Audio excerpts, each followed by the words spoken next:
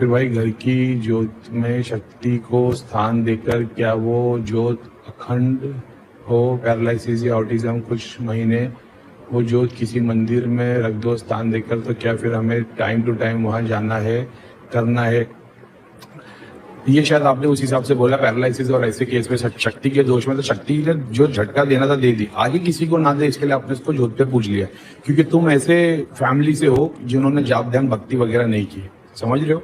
या मान लो तुम जाप ध्यान भक्ति की, तुम्हारे घर में बड़े बड़े गुरु है, लेकिन उसके बावजूद कोई ऐसा हो जाता है तो कार्मिक रूप से तो पॉसिबल है।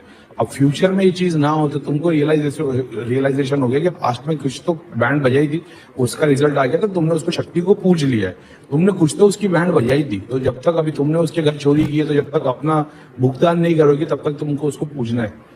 अब वो दिया जला दो, जाप करोगे, चैरिटी करोगे उस शक्ति के नाम से, तो उसको जाएगा सारा सवाब, तो वो अपनी योनि से ऊपर उठ पाएगी, क्योंकि वो भी तुमको शराब देने, तुमको नुकसान पहुंचाने के चक्कर में वो भी किसी डायमेंशन पे अटक गई है, तो वो भी आगे बढ़ जाएगी। ऐसा है। तो वो कब तक करना है? अब वो 6, 8, 10 अमावस पूर्णिमा निकलेगी तुम्हारी को, और क्या ही जा रहा है, दिया ही तो जलन है, और उसके नाम पे ज्यादा काम करो ताकि उसका जल्दी काम हो।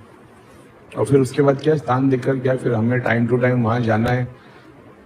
मान लो तुम किसी लोकल मंदिर में चढ़ा दिए, पीपल के झाड़ पे रख दिए, किसी नदी के पास रख दिए, वो शक्ति को स्थान दे दिए तुमने, वो आगे बढ़ गई है तो काम हो गया।